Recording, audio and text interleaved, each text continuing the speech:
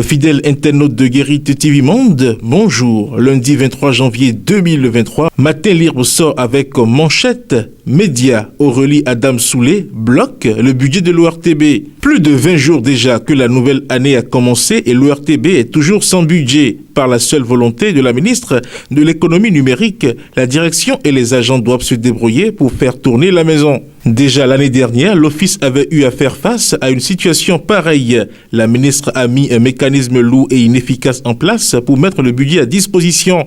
Le budget avait été validé par un conseil d'administration qui n'était pas en odeur de sainteté avec elle bien avant janvier 2022, ce qui a été remis en cause par la ministre de tutelle Madame Aurélie Adam Soulé Zoumarou. Des réunions en série à l'indisponibilité répétée de Madame la ministre, il a fallu fin mars 2022 pour que l'ORTB puisse être doté de budget. Bis repetita, l'ORTB risque de se retrouver dans la même situation cette année. Au desk politique à présent, tenue des élections dans la paix, action de grâce de Vlavonou et le MCCPP. Louis Vlavonou et le mouvement catholique des cadres et personnalités politiques organisent une messe d'action de grâce au lendemain des législatives de 2023. C'était à la cathédrale Notre-Dame de l'Immaculée Conception de Porto Novo. Vie des partis politiques, MPL manque de respect à plus de 31 000 électeurs. Ils n'y sont pas allés de main morte au parti Mouvement Populaire de Libération. C'est visiblement l'hécatombe au sein de cette formation politique au lendemain des législatives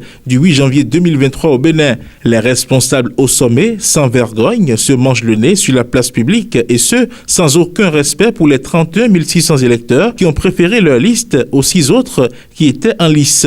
Tout serait parti de la gestion des fonds prévus pour diverses activités du parti au logo de balai, de l'appui à apporter aux candidats de la liste dans les 24 circonscriptions électorales, aux représentants du parti dans les postes de vote le jour du scrutin en passant par d'autres dépenses. Le président du parti n'aurait rien cédé selon les dénonciateurs qui parlent d'une gestion opaque.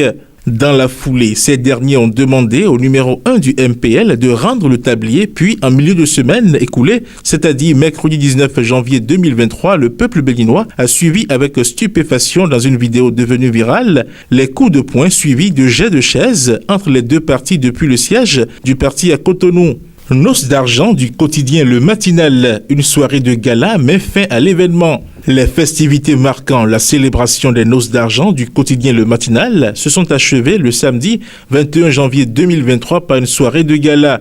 Réunis autour du comité d'organisation, anciens, actuels animateurs du journal, collègues du groupe de presse et invités de marque ont partagé un repas festif et coupé le gâteau d'anniversaire. C'était au restaurant Otabera, 6 à Cotonou. Prévention sanitaire et assainissement à la base. Le ROPSAP-DC évalue la collaboration entre brigadiers sanitaires et OPJ.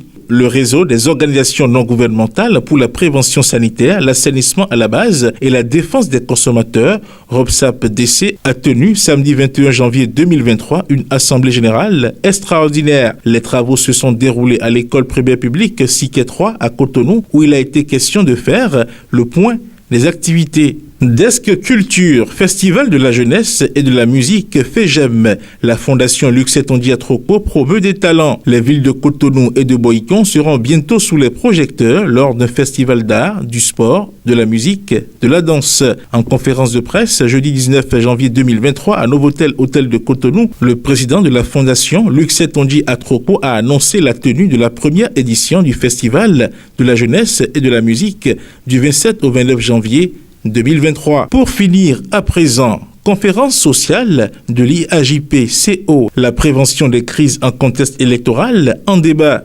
L'Institut des artisans de justice et de paix, le Chant d'Oiseau, a organisé jeudi 19 janvier 2023 une conférence sociale sur la prévention des crises en contexte électoral. Animée par l'expert Dani Aïda, la présente conférence s'est articulée autour de la responsabilité des organisations de la société civile et des politiques. Fidèles internautes de Guérite TV Monde et lecteurs de Matin Libre, le contenu de votre quotidien en sa parution du lundi 23 janvier 2023 vous est ainsi livré.